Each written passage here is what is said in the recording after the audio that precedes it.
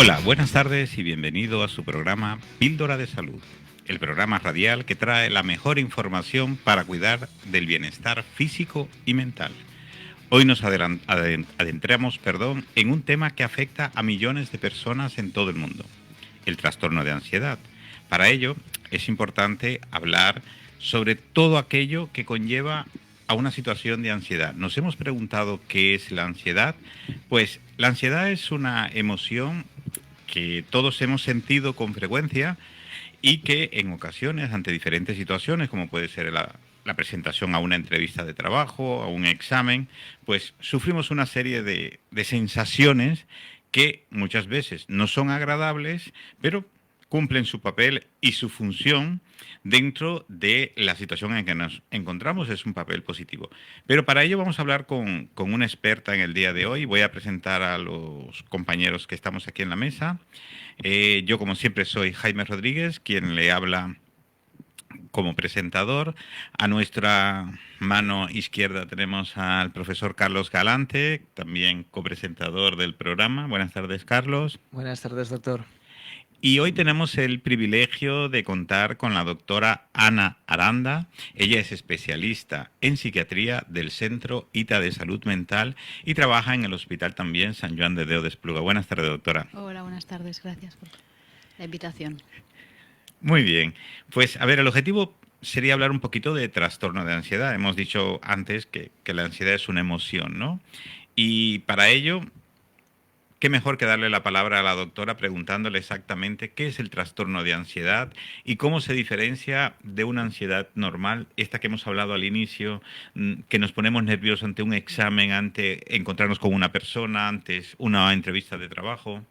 Bueno, creo que es importante, ¿no? Lo que bien has remarcado, la diferencia entre lo que sería la ansiedad, de lo que es el trastorno de ansiedad, que es una enfermedad, ¿no?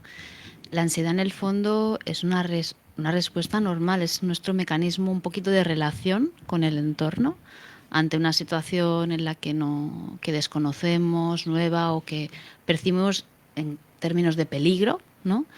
Pues nuestros mecanismos se ponen, ¿no?, preparados para poder responder a ella, ¿no? Y esto es un mecanismo normal. Al final no, y hay mucha confusión, ¿no? Si no captáramos, no lo viviéramos así, no percibiríamos los peligros y con lo cual nos someteríamos a ellos en situaciones en las que seríamos vulnerables, ¿no? Y el trastorno de ansiedad es diferente. Esto es que es una enfermedad, ¿no?, con una prevalencia muy importante, casi que se calcula de un 15% en la sociedad. Oh. Sí.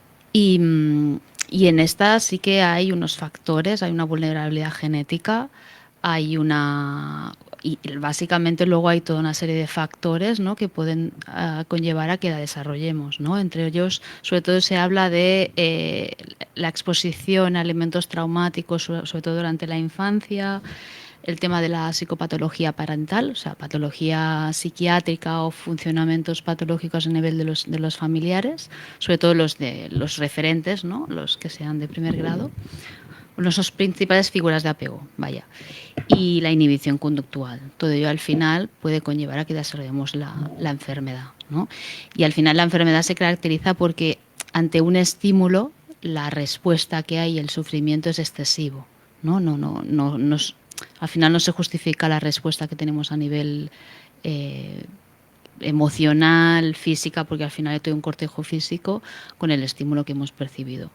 Y entonces al final genera una interferencia en nuestro día a día, no podemos hacer cosas y lleva una serie de consecuencias a nivel, pues, de enfermedades y de fracaso o de discapacidad funcional en general, a nivel laboral, a nivel social, a nivel académico. ¿Y cuáles serían, doctora, los principales síntomas que aparecen en un trastorno de ansiedad?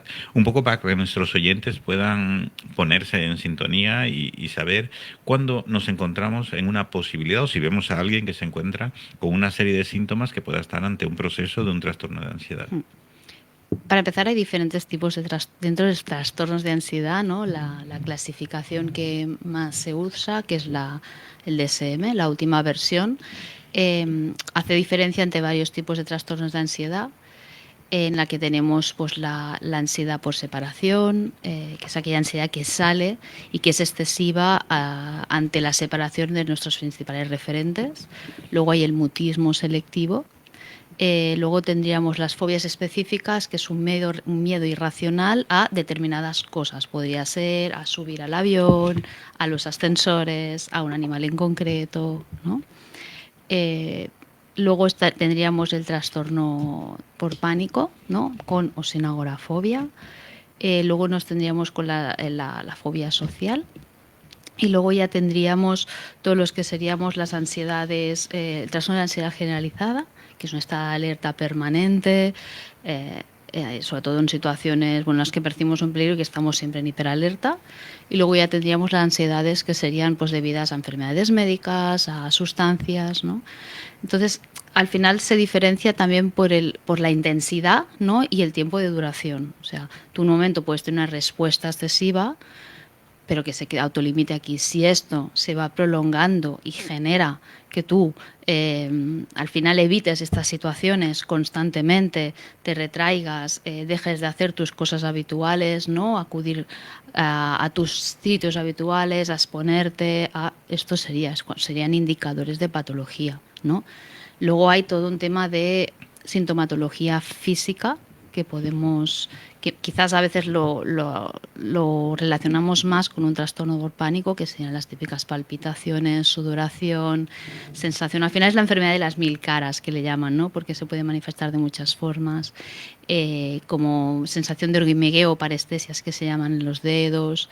Podemos pensar que no nos podemos concentrar, los síntomas de despersonalización y desrealización, ¿no? La sensación de que estoy como viéndome mi vida como si me fuera a pasar y yo estoy como fuera de síntomas abdominales, desde dolores, hay muchos síntomas. Entonces, cuando esto es muy intenso y nos interfiere en nuestro día a día, nos bloquea, nos impide, esto es cuando es indicativo de una enfermedad y tendrías que consultar. Insomnio también. Bueno. Yo me he quedado alucinado porque has comentado que era un 15%, ¿no? De prevalencia aproximadamente. Se calcula. Se calcula aproximadamente, que es muchísimo. ¿Y has experimentado que en los últimos años, sobre todo a raíz de la pandemia, que se habla tanto de que los trastornos pues, de salud mental han empeorado, concretamente en el trastorno de ansiedad, has visto que hayan incrementado también? Y si es así, ¿por qué puntualmente podrían haber esto puede ser aumentado? debido? Puntualmente podrían haber aumentado, y también es verdad que a lo mejor esto cuando hay una causa, ¿no? Que al final había un miedo generalizado, pues en estos momentos pueden aumentar las peticiones o las demandas de valoración de esos estados, ¿no? Pero cuando ello se transforma en una enfermedad, la prevalencia al final se mantiene bastante estable. Es verdad que se calcula que puede estar infradiagnosticada, porque al final cuando la ansiedad genera un estado de alerta, y en general lo que hacemos, esa ansiedad muchas veces va unida al miedo, y el miedo lo que hace es no me escondo, evito, con lo cual no pregunto, no consulto. Entonces esto también ayuda, y aparte del estigma que hay, sobre todo el padecimiento mental, entonces todo esto hace que la persona quizás no vaya a consultar hasta tarde. De hecho, se calcula que el diagnóstico tarda entre 10 y 15 años en diagnosticarse, con lo cual hay una demora importante. Se dice que quizás en los últimos años las tres famosas Cs, ¿no? El COVID, los conflictos bélicos y el cambio climático, haya hecho a veces aflorar una serie de trastornos, dentro de ellos el de ansiedad, que estaban quizás un poco latentes, pero no estaban florecidos. ¿Qué opina de esto, doctora? Sí, es lo que hablábamos, ¿no? Hay que hay situaciones que generan, ¿no? Una situación de alarma generalizada. Claro, pueden ser estos los detonantes de que una persona que tenga una predisposición, ¿no? Pues en ese momento pues aflore. Sí. Y si realmente el cambio climático ahora lo estamos viendo, en el tema del COVID, primero por el miedo al contagio, pero luego también hubo un tema de cuando abrieron, ¿no? Y empezamos a salir tras una época de mucho reclutamiento en casa, había mucha gente con mucho miedo a volver a los entornos habituales, ¿no? Pero ya no por el contagio, sino por lo que era la relación con el otro que se había perdido, ¿no? Y esto sí. ¿Y qué hay de las potenciales causas? Antes en la introducción has comentado pues que algunas experiencias traumáticas en la infancia o así, pero ¿Hay alguna más que las podamos enumerar? A ver, ya básicamente es lo que os digo, hay una vulnerabilidad genética, tampoco se ha relacionado ningún gen en concreto, sino que se han visto posibles factores relacionados, porque al final la ansiedad se relaciona mucho con estados inflamatorios, con lo cual proinflamatorios. Se han detectado determinadas sustancias, interleuquinas, el interferón, que son sustancias que aparecen en estados de ansiedad, que esto podría ser indicador, con lo cual, y sustancias que inhiben la inflamación y que son antiinflamatorias que están disminuidas, ¿no? No en todos los pacientes esto. Entonces, cuando hablamos de la vulnerabilidad genética, quizás se podría relacionar con esto. Hay enfermedades, por ejemplo, la hiperlaxitud ligamentosa, bueno, que no es una enfermedad, es un trastorno benigno en la que hay una mayor laxitud en el tejido conectivo, que eso también se relaciona mucho con estados de ansiedad. Parece que hay una unión o una comorbilidad importante entre ambos. Y luego cuando hablamos de las experiencias traumáticas en la infancia, ya sean conflictos, abusos, situaciones de estas en un momento en el que el sistema nervioso está en plena maduración, pues claro, esto puede afectar. Y sobre todo y también esto afecta mucho al vínculo, ¿no? Al vínculo, al final el ser humano aprende a relacionarse y a manejar las emociones a través de cómo se vincula, de la relación con las figuras parentales, que normalmente es el padre y la madre, ¿no? Pero bueno, pueden ser otras figuras. Entonces, si no hay una buena sintonía, si no hay un buen calmar de este niño, al final esto hace que el vínculo sea inseguro y esto puede predisponer a desarrollar ansiedad más adelante. Y bueno, luego hablamos esto, ¿no? La psicopatología en los padres, pues también al final se ve porque al final esto afecta más allá de aspectos genéticos heredables que se puedan tener, luego esto también afecta al tema del vínculo y de cómo estos padres, las figuras parentales, cuidan, ¿no? Si hay una psicopatología, no están en la misma disposición aparentemente, de poder cuidar y poder responder a las demandas de este niño, que una persona que aparentemente en principio no haya psicopatología. ¿Y el diagnóstico, doctora? ¿Cómo podríamos realizar el diagnóstico de un trastorno de ansiedad? El diagnóstico es clínico, o sea, al final es clínico. Aquí hay muchas confusiones siempre al final, muchas veces se hace una extrapolación de lo que sería otras enfermedades médicas, ¿no? Las que hay unas sospechas ante unos síntomas y luego hay una serie de pruebas en las que nos apoyamos y nos confirman. En psiquiatría esto no está, y en los trastornos de ansiedad obviamente tampoco. Entonces el diagnóstico es clínico por una serie de síntomas, las que vemos ya sean, o sea, el malestar psicológico, todo lo que hemos dicho, todo el cortejo físico, y sí que podemos al final hacer una historia, pero al final sí que puedes pasar determinados test que lo que hacen es poner de relieve estos pequeños síntomas que a lo mejor a través de la entrevista clínica pues no acabas de ver, pero no puedes diagnosticar un trastorno de ansiedad solo por un test, ¿no? Necesitamos siempre ver al paciente. Son pruebas complementarias que siempre van a ir basadas en criterios muy concretos, pero el paciente es muy amplio y cada paciente es un mundo independiente que hay que analizar, ¿no, doctora? Sí.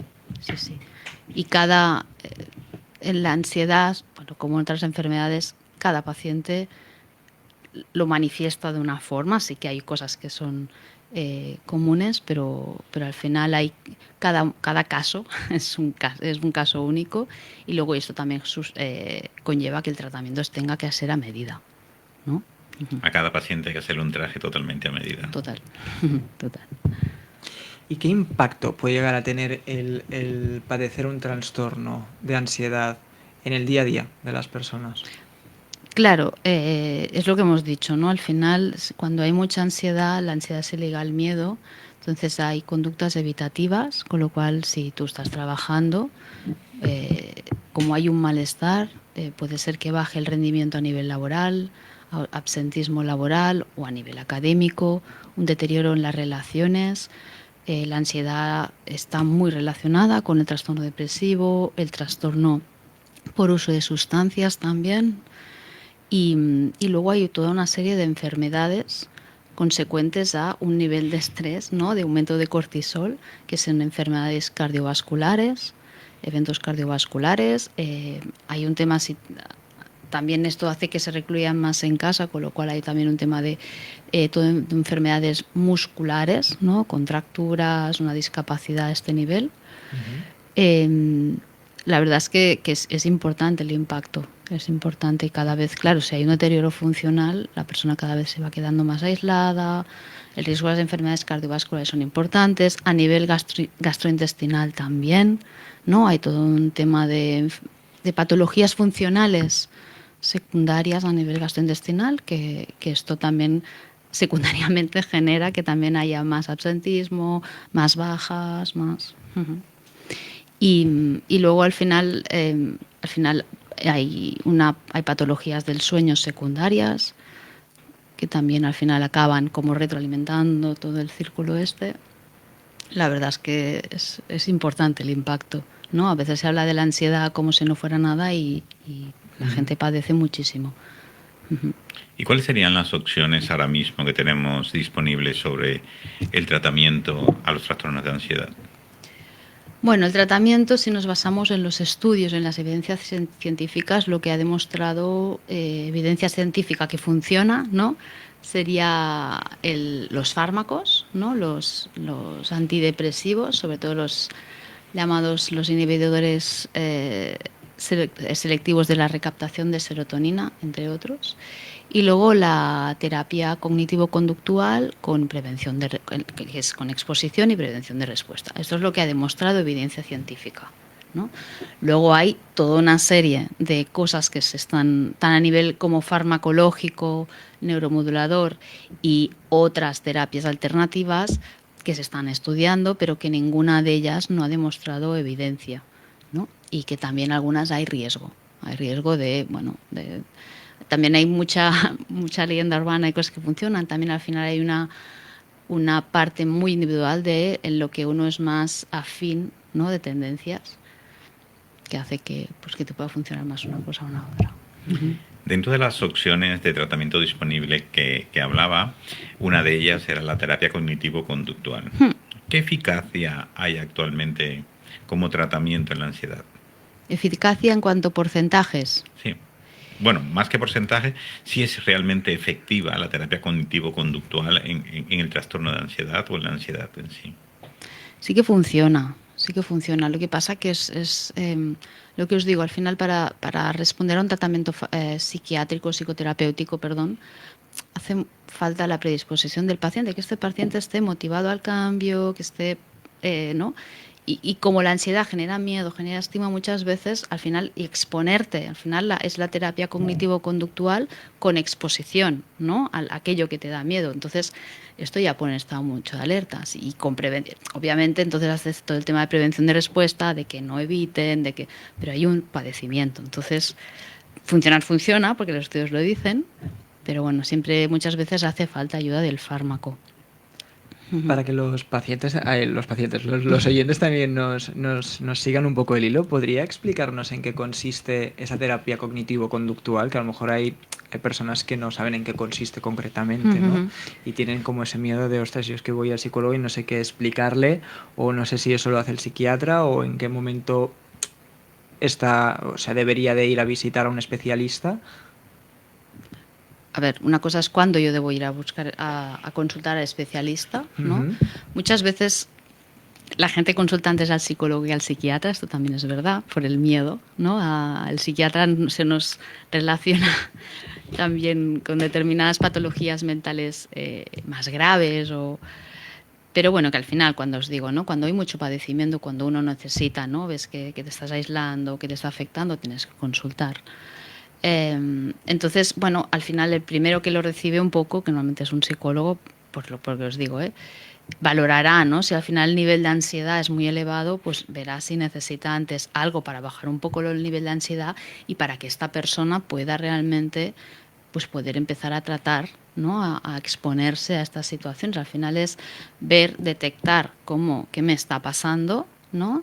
Ver cómo lo estoy pensando, cómo lo estoy al final respondiendo, qué señales de alerta, y identificar cuál es mi conducta y al final intentarla cambiar con ayuda de, ¿no? de las herramientas que puedes estar tratando en la terapia. Y aparte, pues el fármaco si hace falta. Aquí los fármacos también hay aspectos importantes, ¿no? Un poquito a desmitificar, creo que es importante también esto. Desmitifiquemos, sí. Sí. Bueno, al final, cuando te hablan de los fármacos, los psicofármacos, todo el mundo es como, no, ¿no? Las típicas frases, me voy a enganchar, voy a ser adicto, ¿no? Y aquí tienes, bueno, y sobre todo los antidepresivos que generalmente, que son los que no generan adicción, ¿no? La gente antes se toma muchas veces ¿cuánta gente no lleva un Orfidal, ¿no? O el lorazepam que se le ha dado el médico de cabecera y hace años y años y años. El problema es que no lo puedes quitar, porque esto sí que lo genera, ¿no?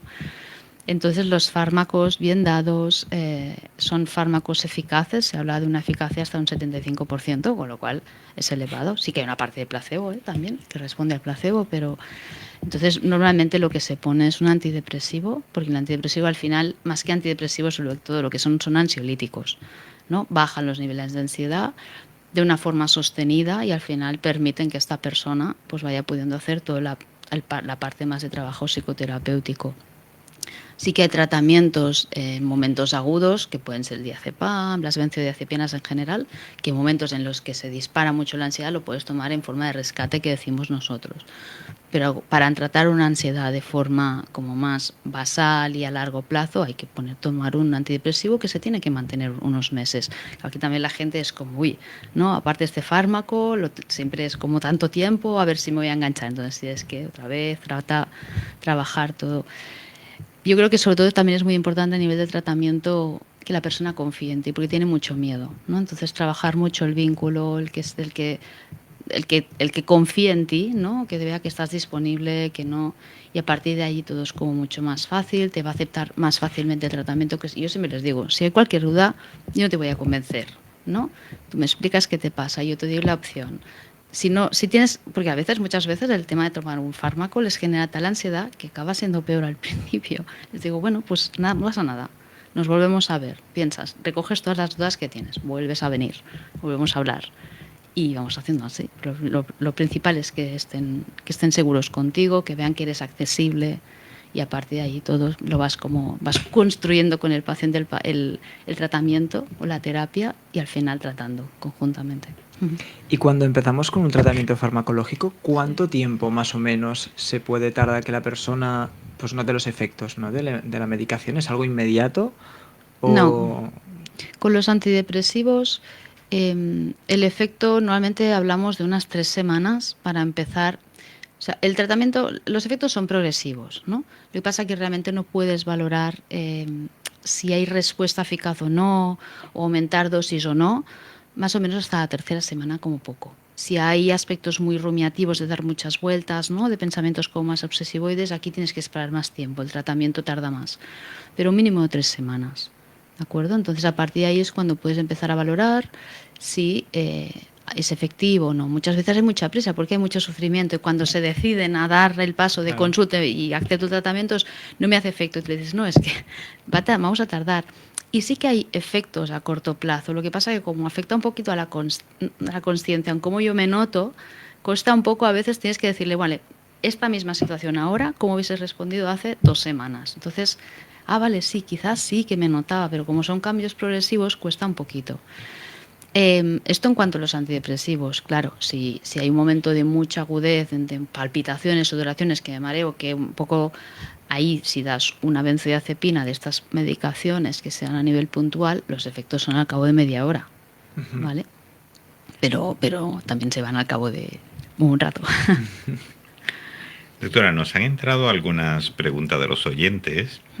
Una de ellas es Mónica García, que nos dice, tengo 33 años y he tenido ansiedad desde mi adolescencia. Es muy frustrante porque siempre que me dan estos ataques de ansiedad, la gente de mi alrededor me dice, ¿no estás exagerando? No es para tanto. Para irte de viaje no tienes ansiedad, pero para el trabajo no aguantas nada. Es muy difícil, la verdad. ¿Cómo le puedo transmitir a la gente que realmente tengo un problema? Eso es una gran pregunta. Es una gran pregunta, ¿no?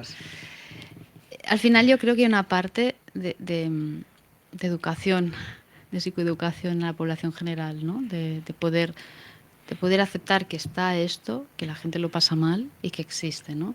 Y a veces aparte lo que pasa es esto, que a lo mejor le da en el contexto laboral, ¿no? Porque hay toda una serie de situaciones que que condicionan, ¿no? Entonces cuando tú desconectas de toda esta situación, puedes estar bien y a veces es la huida esta que te permite estar mejor. Y esto hace, y aparte, bueno, estás mejor, ¿no? En este caso que explica, estoy mejor de vacaciones que en el trabajo. Entonces esto, claro, todo lo que se habla, también venimos de una cultura en el que la cultura del trabajo, de que eres mejor cuanto más trabajas, ¿no? Entonces si no trabajas está como muy estigmatizado, pero es que a veces no puedes.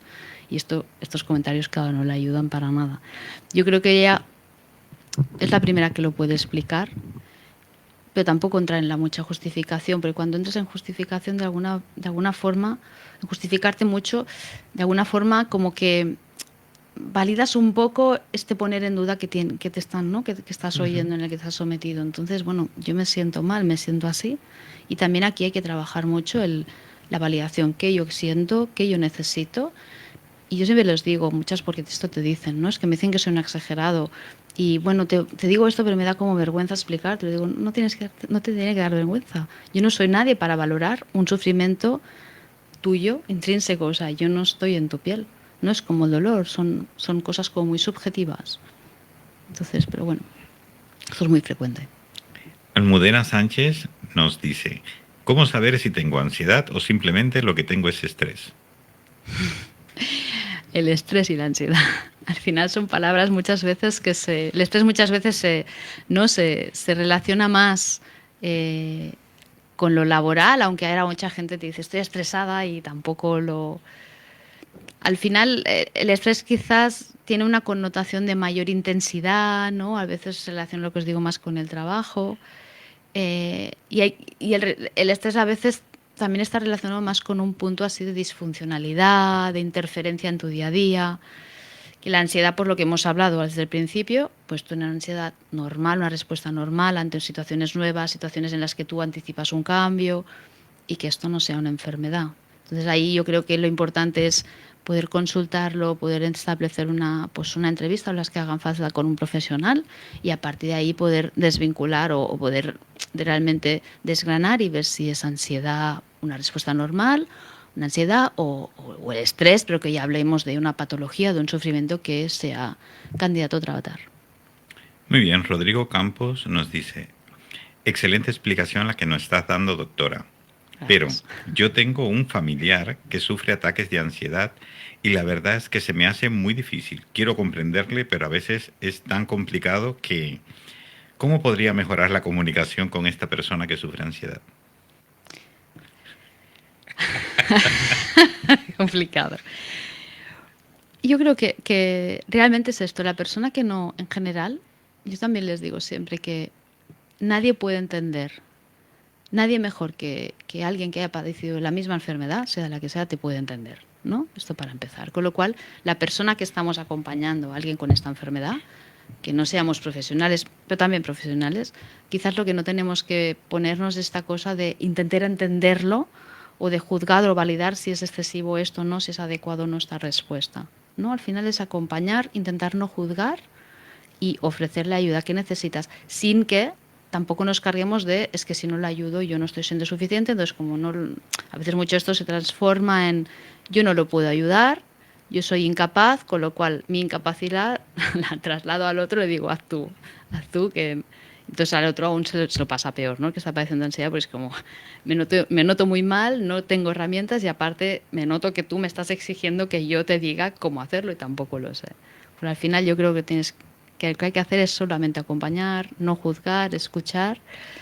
Y hay momentos que también puedes, como acompañante, también puedes decirle, es que no te entiendo. O sea, ahora en este momento tú estás nervioso o te pasa esto, pero yo también, ¿sabes? O sea, me siento impotente, no sé qué hacer, ¿no? A lo mejor nos quedamos los dos. Tenemos seguro que la persona que padece ansiedad tiene herramientas, ¿no? Tiene, pues, desde las medicaciones, que es quizás la más evidente, pero oye, pues vamos a hablar un rato de otra cosa, ponemos música, una película, salimos a dar una vuelta y también paciencia, a veces es esperarnos, es un rato. Muy bien, nos escribe Ángels y le da las gracias, doctora, de antemano. Dice, con lo que ha comentado hasta ahora me siento bastante satisfecha, pero a mí me da mucha ansiedad y recurro a comer dulces. Estoy en un proceso de pérdida de peso, pero se me hace muy difícil y es como que no lo puedo controlar. Mira, Ángels, ¿no? Justo hace un momento hablábamos antes de empezar el programa, ¿no? De todo de la tendencia a comer como un mecanismo de regulación ante situaciones en las que estamos mal, ¿no? Bueno, aquí, primero lo que hay que hacer es empezar a quizás consultar y empezar a tratarse a nivel como más psicoterapéutico, de buscar otras estrategias y entender el por qué recurrimos a dulces o a salados, ¿no? Alimentos en los que tienen como elevado potencial o son alimentos no son neutrales. Entonces aquí yo creo que lo que haría es consultar y ver que obviamente todo esto depende del enfoque que tengas en el tratamiento, pero hay que investigar un poco esto seguramente no es de ahora, a lo mejor ya ha pasado más tiempo.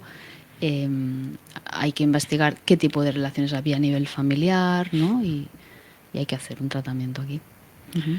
Muy bien, y ya la última pregunta que tenemos para este bloque, nos escribe una tal Aleidis, no sé si lo pronuncio bien, dice, normalmente me dan ataques de ansiedad, mi psicóloga me dice que no debo de ir a urgencias, que más bien debo aprender a controlar la respiración, pero mis familiares me dicen, tienes que irte al hospital o al centro de salud.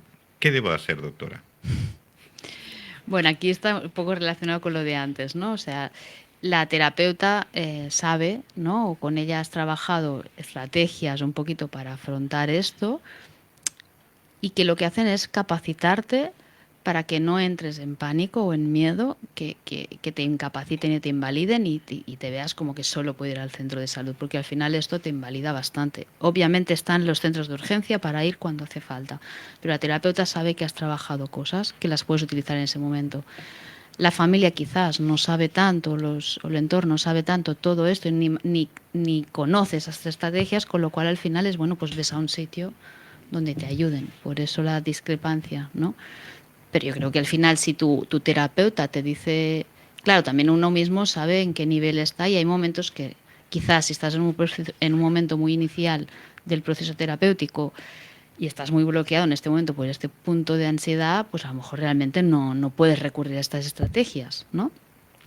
Pero el tema de la respiración yo creo que es algo como muy básico que sí que lo tenemos que tener muy presente, pero bueno, que si no, pues vamos a urgencias, que por eso está. Muy bien, yo creo que, bueno, a todos los oyentes y a los que nos han hecho las preguntas, creo que la doctora la ha abordado más que sobradamente y creo que quedan bastante claras. Si alguno tiene alguna pregunta o se le ha quedado algo, invitamos a que vuelvan a hacer cualquier otro tipo de pregunta. Pero vamos a entrar en el segundo bloque, que es vivir con ansiedad. Doctora, ¿qué recomendaciones puede dar para manejar la ansiedad en el día a día? Las recomendaciones para manejar la ansiedad al final también son un poquito las recomendaciones que yo daría también un poco para prevenir estados de ansiedad, ¿no? Al final es un poco el cuidarse, ¿no? El llevar un ritmo de vida dentro de lo que podamos, ¿no? Adecuado, con una estructura, ¿no? De unas horas de sueño, de descanso, unas horas de trabajo, porque tenemos que trabajar la mayoría, ¿no? Sin niveles de estrés en lo que podamos, no muy elevados, o si los hay, podernos dar espacio dentro del día a día, ¿no? Tener espacios para nosotros, ¿no? Ya sea para desconectar, con el deporte o con lo que para nosotros nos signifique un poco, ¿no? Esto es importantísimo. Tener una dieta o un estilo de vida más o menos saludable, con una dieta más o menos variada, ¿no? Con unas comidas más o menos regulares, ¿no? Un hábito de comidas más regulares. Esto es lo más importante, es lo más importante. Y luego, bueno, si al final vives con ansiedad también, a veces también es aceptar que hay personas que son más ansiosas de base.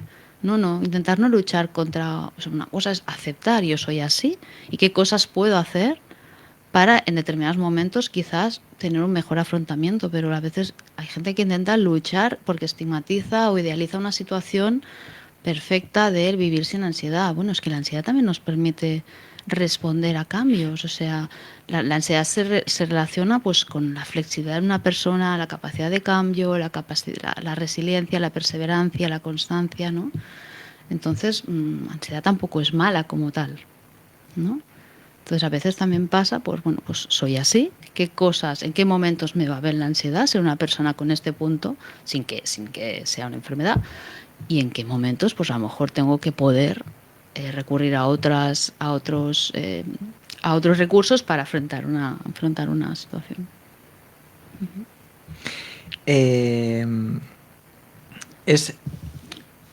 A ver, es que no sé cómo abordar la pregunta, ¿no? Es decir, hemos estado hablando mucho de que hay esos factores predisponentes o de que a lo mejor pues todavía no tengo ese trastorno de ansiedad, pero tengo esa predisposición. ¿Hay alguna manera de prevenirlo?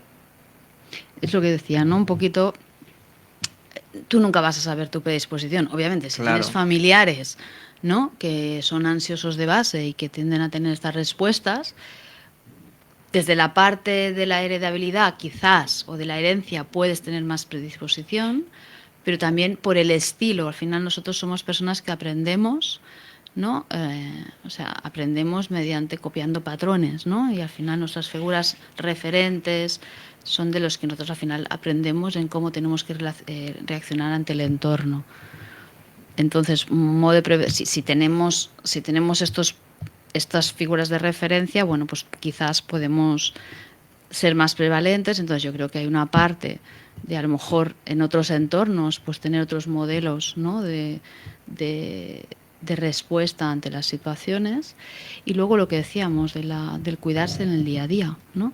Es verdad que vivimos en una sociedad muy exigente, sobre todo en las ciudades o determinadas profesiones, pero no perder de vista, ¿no?, que hay una parte siempre nuestra que tenemos que mantenerla, que cuidarla, ¿no? Que nos dejamos llevar por toda una serie de exigencias cada vez más rápidas, más unos objetivos que nunca los alcanzamos porque aparece otro. Tenemos que poder escuchar y ver si esto va con nosotros, ¿no? Y guardar ese espacio pues es lo que decíamos, de sueño, de alimentación, de espacios hedónicos para nosotros, ¿no? Momentos en los que hagamos aquello que nos aporta tranquilidad, o que nos aporta goce, o que nos aporte...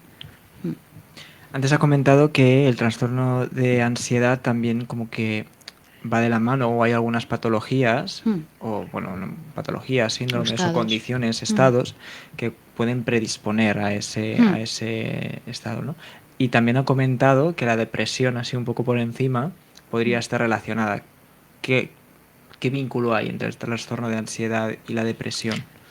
Muchas veces son patologías, son síntomas que se solapan, ¿no? Una cosa es el trastorno de ansiedad, pero la realidad es que cuando hay un cuadro de ansiedad sostenido, ¿no?, que hemos hablado que el trastorno de ansiedad al final te genera, te incapacita, te inhibe, te mantiene, te aísla, te vas aislando poco a poco. Al final todo esto puede, al final a la larga, generar un cuadro depresivo, ¿no? Y un trastorno depresivo muchas veces se acompaña de ansiedad, de situaciones estás en más tensión, ¿no? Entonces, esto es la relación. ¿Qué impacto tiene el trastorno de ansiedad en la salud física a largo plazo? ¿Y qué pasa si no tratamos de manera adecuada un trastorno de ansiedad?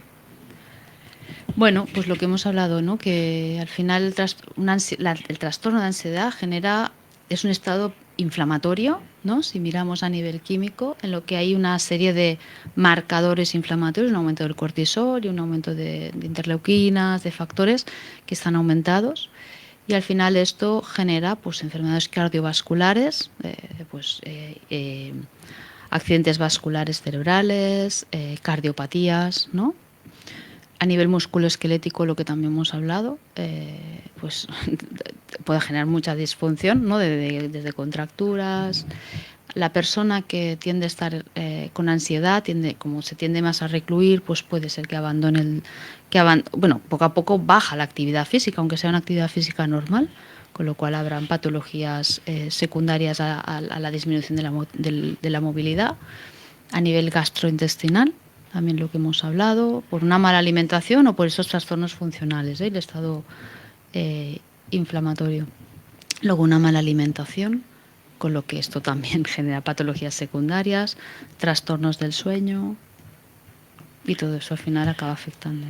Y en su experiencia, doctora, ¿cómo viven los pacientes a los que usted trata que manifiestan, ¿no? ¿Cómo se sienten ellos con un trastorno de ansiedad de base en esas relaciones interpersonales que tienen que lidiar cada día?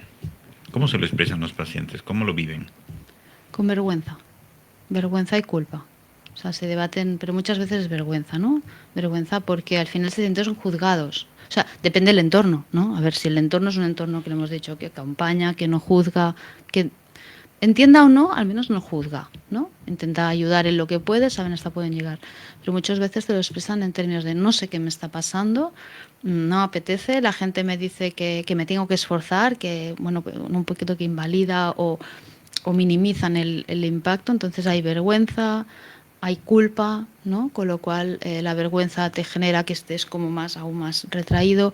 Cuando hay culpa, pues también al final hay más exigencia de, ostras, no, esto realmente quizás, pues no, tengo que luchar, tengo que hacer más, sí que tienes que luchar, pero también es lo que te está pasando, es una enfermedad, o sea, no lo has elegido, ¿no? Entonces, las relaciones, si la viven así en la relación con el otro, lo que hacen al final es que la relación se deteriora. ¿Y es más común en determinados grupos de edad o género? Sí, esto lo hemos pasado. Sí. Realmente hay se detecta más en mujeres, de una proporción de entre 1,5 y 2 mujeres por un hombre. Es más frecuente en la adolescencia, en la infancia y la adolescencia que no en adultos. Y luego también hay diferencias a nivel de localización, ¿no? Parece que el mundo rural, que va más lento, ¿no? Que te permite un poquito. Los procesos de adaptación son un proceso, con lo cual tienen unos tiempos. Parece que en el entorno rural permitiría, ¿no? Esta adaptación más sintónica con todo lo que te está pasando, con lo cual habría menos ansiedad que en entornos más urbanos. Pasando un poquito, doctora, a esas curiosidades que hay sobre la ansiedad, ¿cuál sería o cuáles serían los mitos más comunes sobre el trastorno de ansiedad y que a usted le gustaría quizás un poco desmentir, aclarar o dar una información un poco más certera al respecto? Para empezar, uno, que la ansiedad no es siempre una patología, ¿no? Y no pasa nada por padecer ansiedad. ¿Y qué puede ser una patología? Con lo cual, ojo en decir lo que una oyente ha dicho me dicen, venga, ya no exageres tanto, ¿no? Cuando hay una enfermedad y un padecimiento, entonces yo creo que aquí tenemos que ser muy cautos los del entorno en juzgar esto. Mitos sobre la ansiedad. Al final también hay mitos sobre todo sobre el tratamiento, ¿no? Que también es lo que dificulta que la gente consulte sobre, venga ya, ¿no? Que tampoco es para tanto, te van a poner eso, vas a estar enganchado, vas a ir dopado, vas a ir dormido todo el día, ¿no? Pues todo esto también al final no es así. Y yo siempre les digo, es que si me responsabilizo yo de este tratamiento, no me interesa que yo decirte que no te va a pasar para que luego te pase y me vengas a decir, oye, sí que puede pasar, pero en general cuando lo decimos es porque un elevado porcentaje no le va a pasar. Entonces también hay que desmitificar todo el tema del tratamiento, que es importante hacerlo, porque si no al final cada vez, ¿no? Se va sumando más malestar, más vergüenza, más culpa y más disfunción. Yo tengo una pregunta y es que, es decir, ¿puede la persona que tiene trastorno de ansiedad como decir, no sé si se lo ha encontrado en su experiencia clínica, o decir, no, yo no quiero medicación porque yo solo o sola puedo salir de esto? Es típico. Es típico. Es típico. Se te vienen los pacientes, vale, aceptan ir, muchas veces no lo dicen, no vengo, pero nadie lo sabe, ¿no? Voy al psicólogo. Te vienen y bueno, al psicólogo, a mí no viene al psicólogo, viene al psiquiatra, que aún es un paso, ¿no? Como, vale, voy a venir, vengo, no. Entonces dices, bueno, pero es que con el nivel que tienes, vas a ir al psicólogo, vamos a empezar, vamos a empezar la parte más psicoterapéutica, pero con estos niveles de ansiedad o los rebajamos, es que no puedes, no vas a poder. No pongas tratamiento, para mí no. Pero es que no, yo puedo, ¿no? Esta exigencia que hay, claro. que es fruto de, al final, el juicio del entorno, ¿no? Muchas veces la no comprensión de que hay una ansiedad, de que es una enfermedad, que hay mucho malestar, de venga, va, tú puedes, ¿no? Esto hace que se vea como que la medicación está relacionada con más incapacitación, y no es así. O sea, ¿no? Son tratamientos, siempre digo, o sea, el tratamiento es como una silla que tiene varias patas. Si te falla una, falla, ¿no? Y yo siempre les digo. Y antes he comentado también que respecto al estilo de vida, la alimentación, ¿no? Como ese carácter más preventivo, puede ayudar pues al final una alimentación equilibrada, saludable, disminuye lo que es la inflamación a nivel del cuerpo, ¿no? Y que eso también podría ayudar. Pero ¿se saben un poco los mecanismos a través del cual la alimentación pues más errática, ¿no? Más alimentación rica en harinas, en azúcares, en alimentos ultraprocesados, ¿de qué manera se relaciona? Aquí la verdad es que ahora se habla mucho, ¿no? Porque hay con muchas tendencias a nivel, tú lo sabrás mejor, a nivel alimentario, de dietas, hay muchas modas, no hay nada realmente como tal demostrado, ¿no? Sí que hay tipos de comidas o de cocinados o tipos de... O si al final haces un solo tipo de... reduces tu alimentación a determinados tipos de comida, al final hay un déficit nutricional vitamínico que esto te predispone a que hayan desequilibrios, ¿no? Y sí que es verdad que al final hay estudios que hablan de determinados tipos de alimentación o concretamente alimentos que a lo mejor pueden predisponer a patologías y, ¿no?, los niveles de evidencia de la OMS que dice que si no sé qué. Pero bueno, hasta aquí tampoco hay cosas como muy, muy claras. Sí que es verdad que sobre todo al final cuando el tema de los ayunos, que ahora se habla mucho, es muy cuestionable, ¿no? Al final cuando el cuerpo está muchas horas, ¿no? O sea, el cerebro para funcionar necesita una glucosa que se agota en X rato y necesitas otro aporte. El tema de mantener muchas horas el cuerpo en ayunas, haces una hipoglucemia, entonces generas una situación de estrés interna, un aumento del cortisol con un aumento de situaciones de inflamación, con todos los riesgos que hemos hablado consecuentes. Y al final necesitamos dormir, descansar, comer, ¿no? Cuando uno no come está más irritable. Pues ya es muy indicativo esto. Yo tengo dos preguntas, doctora, vinculado quizás un poco también con el estilo de vida. El ejercicio físico, ¿cómo puede ayudar al manejo de la ansiedad? Y luego, el control del sueño, ¿cómo mejora o empeora el estado de ansiedad?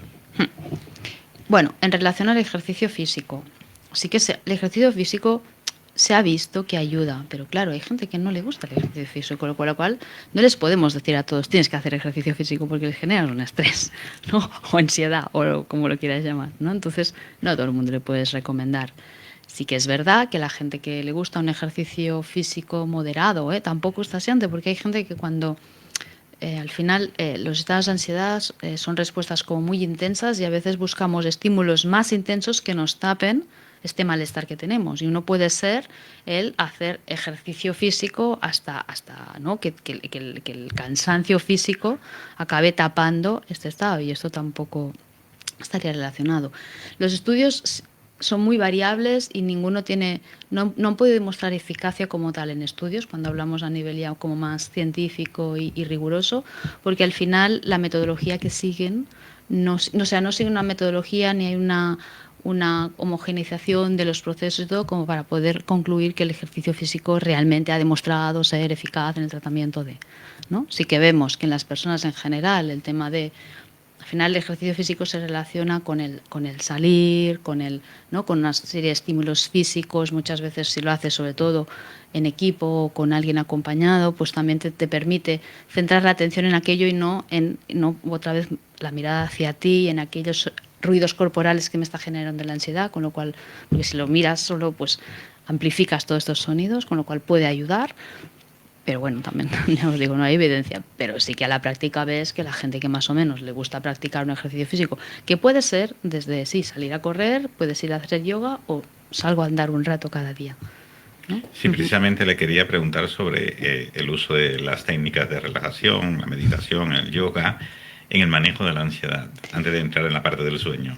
El mindfulness también. El mindfulness. Bueno, el mindfulness se dice mucho, pero realmente funciona, ¿no? El poder, porque al final la persona que es ansiosa, lo que hemos dicho, ¿no? Es una persona que vive con miedo, ¿no? Con el anticipar. Entonces siempre pone la mirada en el que me pasó y en lo que me pasará, con lo cual el aquí y el ahora no está presente. Entonces es importante el, bueno, ¿qué te pasa? ¿No? Escucha, a veces hay situaciones que tenemos que pasar por la ansiedad, no tenemos que tener miedo. Escucha qué te pasa y qué puedes hacer, ¿no? En el aquí y el ahora. Y esto es el mindfulness.